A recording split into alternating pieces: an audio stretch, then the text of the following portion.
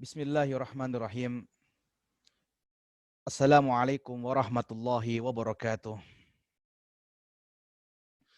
Alhamdulillah, alhamdulillahi haqqa hamdi wa syukru lahu ala taufiqihi wa amtinanih.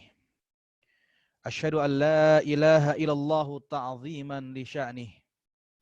Wa asyhadu anna Muhammadan abduhu wa rasuluhu ad-da'i ila ridwanih. Nusalli wa nusallim ala Muhammadin wa ala alihi wa sahbihi wa man istanna bi sunnatihi ila yaumil liqa'ih. Ahibai abnai at-talabah, santri-santriku yang Ustaz cintai karena Allah Subhanahu wa taala, sudah selayaknya bagi kita untuk senantiasa bersyukur kepada Allah Subhanahu wa taala karena Allah Subhanahu wa taala telah memberikan kepada kita kenikmatan-kenikmatan sampai kita tidak mampu untuk menghitungnya. Dari kenikmatan kesehatan jasmani maupun rohani, keimanan, Islam, kemudian ihsan. Allah Subhanahu wa taala berfirman, "La in syakartum la azidannakum wa in kafartum inna adzabi lasyadid." Santri-santriku yang saya cintai karena Allah Subhanahu wa taala, di momen yang berbahagia ini, pada kesempatan yang baik ini biidnillahi azza wa jal, sedikit Ustaz membacakan satu hadis. Hadis dari Nabi SAW. Wasiat yang begitu indah. Wasiat yang penuh dengan makna. Wasiat yang bisa kita ambil manfaat-manfaatnya. Nabi SAW bersabda, "Ittaqillaha haitsuma kunta wa adbi sayyi'atal hasanata tamhuha wa khaliqin nasa bi khuluqin hasan." Hadis ini cukup pendek, ya, mudah, dan mungkin sebagian kalian sudah menghafalkan. Kelas 8 maupun kelas 9 mutawasithah sudah ada yang hafal, bahkan semua sudah menghafalkannya. Ittaqillaha haitsuma kunta. Poin yang pertama, bertakwalah kepada Allah Subhanahu wa taala dimanapun Anda berada. Wa adbi sayyi'atal hasanata tamhuha, dan iringi perbuatan jelekmu, perbuatan maksiatmu dengan perbuatan baikmu. Niscaya perbuatan baik akan menghapus perbuatan-perbuatan maksiatmu. Wa khaliqin nas bi khuluqin hasan, dan pergaulilah manusia dengan pergaulan-pergaulan yang baik, dengan muamalah yang baik. Hadis ini wasiat atau 3 wasiat dari Nabi SAW menjawab pertanyaan-pertanyaan yang ada pada diri kita. Kaifa nata'ammalu bil khaliq? Bagaimana kita bermuamalah dengan Sang Khalik, dengan Sang Pencipta, dengan Sang Pemberi rizki, dengan Sang yang telah mematikan, yang akan mematikan kita dan menghidupkan kita. Zat yang memberikan kenikmatan-kenikmatan kita dan akan yang mampu untuk mencabut kenikmatan-kenikmatan kita. Zat yang mampu membuat kita tertawa dan mampu membuat kita menangis bersedih. Belilah Allah Subhanahu wa taala. Maka dari itu, bagaimana seorang hamba bermuamalah kepada Allah Subhanahu wa taala? Maka jawabannya di hadis yang pertama. Ittaqillaha haitsuma kunta. Bertakwalah kepada Allah Subhanahu wa taala dimanapun kalian berada. Takwa, sebagaimana yang kalian fahami, adalah menjalankan perintah-perintah Allah dan menjauhi segala bentuk larangannya. Itu mudah untuk kita hafalkan, mudah untuk kita tuturkan dalam lisan, tapi cukup berat Dan benar-benar butuh keistiqomahan dari kita, keseriusan dari kita untuk benar-benar takwa kepada Allah Subhanahu wa taala. Tidak di tempat yang sepi, tidak di tempat yang ramai, semuanya, mau yang sepi, mau yang ramai, harus ditanamkan pada diri kita sikap, sifat takwa, bertakwa kepada Allah Subhanahu wa taala. Imam Syafi'i rahimahullahu taala mengatakan, a'azzu asya'u thalathah. A'azzu asya'u thalathah. Perkara yang berat itu ada 3. Al-judu fil qillah. Dermawan di waktu kita sedikit harta. Wal wara'u fil khalwah. Dan meninggalkan hal-hal yang haram, meninggalkan maksiat dikala kita sendiri. Wal kalimatul haq man yurja wa yakhaf. Dan mengatakan kebenaran terhadap orang yang dekat, yang kita harapkan kebaikan dan kita takuti kejahatannya. Imam Syafi'i sudah mengatakan kepada kita, menasihati kepada kita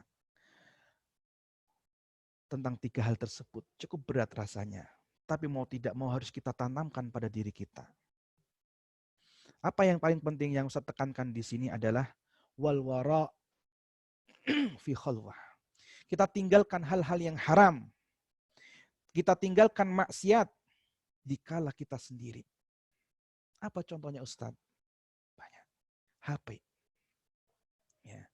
Insya Allah setiap dari kalian, santri-santriku yang Ustaz cintai karena Allah Subhanahu wa taala, ketika antum berada di pesantren, HP jelas alat yang kita haramkan di pesantren untuk dipegang santri, untuk dimiliki santri. Akan tapi sekarang antum semua sudah memiliki HP. Sebagian besar, bahkan semuanya mungkin. Ya. Ustadz cuma sekedar menasihati antum semua. Ya. Sebagai seorang pendidik kepada murid-muridnya. Sebagai dari seorang kakak kepada adik-adiknya. Benar-benar manfaatkan HP ini dengan sebaik-baiknya. Karena apa?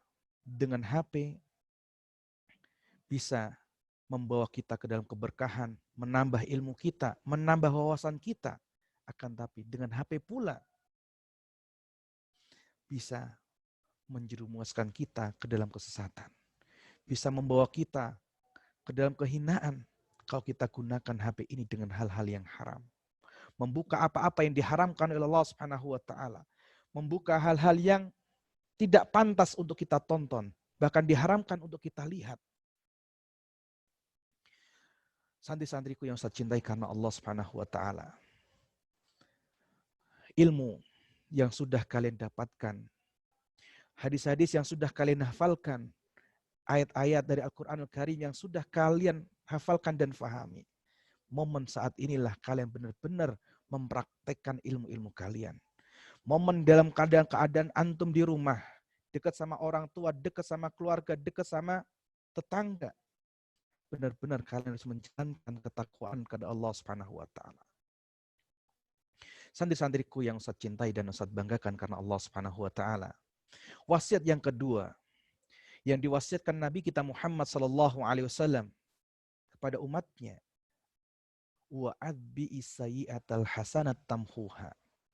Dan iringi, tempel terus perbuatan-perbuatan burukmu, perbuatan-perbuatan maksiatmu dengan perbuatan-perbuatan amal soleh. Niscaya perbuatan-perbuatan amal soleh tadi menghapus perbuatan-perbuatan buruk. Hadis ini, wasiat ini cukup dalam bagi kita. Karena setiap dari kita tempat untuk melakukan kesalahan dan maksiat kepada Allah Subhanahu wa taala. Tempat kita banyak-banyak berdosa kepada Allah Subhanahu wa taala. Maka dari itu Rasulullah sallallahu alaihi wasallam memberikan solusi kepada kita untuk memperbanyak amal soleh dengan cara beristighfar kepada Allah Subhanahu wa taala, memohon ampun kepada Allah Subhanahu wa taala. Setiap hari, setiap waktu, kapanpun dan dimanapun, hendaknya lisan kita untuk senantiasa mengucapkan istighfar, astagfirullahaladzim, memohon ampun kepada Allah Subhanahu wa taala. Karena apa? Hal ini dicontohkan Nabi SAW. Beli Rasulullah SAW fi kulli yaum, di setiap harinya, akthar min mi'at marat, lebih dari 100 kali beliau beristighfar kepada Allah Subhanahu wa taala. Kita ketahui bahwasanya beliau adalah maksum. Ya. Diampuni dosa-dosanya yang lalu dan yang akan datang. Bahkan sudah dijamin masuk surga oleh Allah Subhanahu wa taala. Akan tapi dengan kerendah hatinya beliau, dengan tawaduknya beliau, beliau selalu beristighfar kepada Allah Subhanahu wa taala, bahkan lebih dari 100 kali dalam sehari. Tentunya ini adalah contoh suri toladan dari Nabi SAW yang patut, yang selayaknya kita contoh, yang selayaknya kita ambil dan kita praktekkan dalam kehidupan sehari kita. Benar-benar kita benar-benar banyak istighfar kepada Allah Subhanahu wa taala. Kemudian poin yang ketiga dari wasiat Nabi SAW, wa khaliqin nasa bi khuluqin hasan. Dan pergaulilah manusia dengan pergaulan yang baik. Bermuamalah dengan manusia dengan akhlak yang baik. Hadis ini mengingatkan kita kepada kita, menjawab pertanyaan dari kita, kaifa nata'ammalu bil makhluk. Bagaimana kita bermuamalah dengan makhluk. Nabi SAW telah mewasiatkan kepada kita semua untuk senantiasa berakhlak dengan akhlak yang baik, dengan muamalah yang baik, dengan tutur kata yang sopan. Bagaimana wasiat Nabi SAW kepada Mu'ad bin Jabal, hinama ba'athahu ilal Yaman, ketika Mu'ad bin Jabal diutus ke negeri Yaman. Salah satu wasiatnya apa? Wa khaliqin nas bi khuluqin hasan. Dan pergaulilah manusia dengan pergaulan yang baik. Itu wasiat dari Nabi SAW. Pergaulilah manusia dengan pergaulan yang baik. Bukan memperbanyak harta. Bukan mencari apa. Akan tapi cuma satu. Salah satu wasiat Nabi apa? Wa khaliqin nas. Berakhlaklah dengan akhlak yang baik. Pergaulilah manusia dengan pergaulan yang baik. Antum momennya saat ini. Momen yang sangat mendukung untuk mengamalkan hadis-hadis Nabi SAW, untuk mempraktekkan ayat-ayat dari Al-Quranul Karim, bermuamalah, berinteraksi, berhubungan dengan manusia, orang tua kalian, bapak dan ibu kalian, kakak kalian, adik kalian, tetangga kalian, dengan muamalah yang baik, dengan akhlak yang baik. Ingat, tidak sebatas orang muslim saja, akan tapi baik itu muslim maupun orang yang kafir pun berhak mendapatkan muamalah dari kita, muamalah yang baik. Bagaimana Nabi SAW mengkaitkan akhlak yang baik dengan iman yang sempurna. Nabi SAW bersabda, akmalul mu'minina imanan ahsanuhum khuluqa. Paling sempurna keimanan seorang mukmin akhlaknya. Ini jelas. Bukan paling banyak amalannya, bukan paling kaya, bukan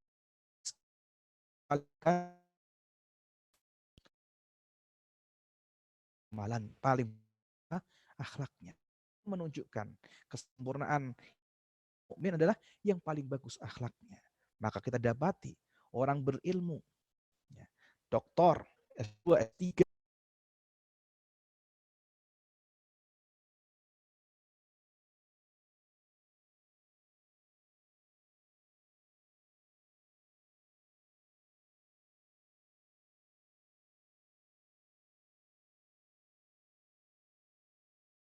untuk senantiasa bermuamalah kepada orang tua kalian, berbakti kepada kedua orang tua kalian, bermuamalah dengan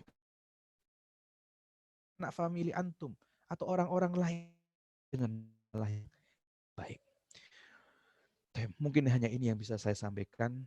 Kurang lebihnya mohon maaf yang sebesar-besarnya.